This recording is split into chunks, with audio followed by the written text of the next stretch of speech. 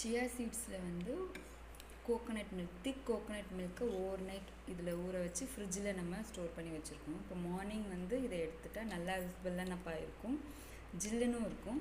இப்போ இதை வந்து நல்லா பிளெண்ட் பண்ணிக்கலாம் with 2 tablespoons of cocoa powder. And ஸ்வீட்னஸ்க்கு நீங்கள் எதர் ஜாகரி சேர்த்துக்கலாம், இல்லாட்டி ஹனி கூட ஆட் பண்ணிக்கலாம். நான் இன்றைக்கி ஹனி தான் சேர்க்க போகிறேன்.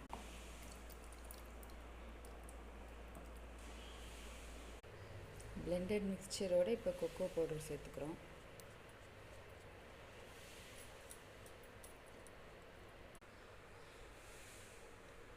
இப்போ ஹனி ஸ்வீட்னஸ்க்கு தகுந்த மாதிரி சேர்த்துக்கலாம்.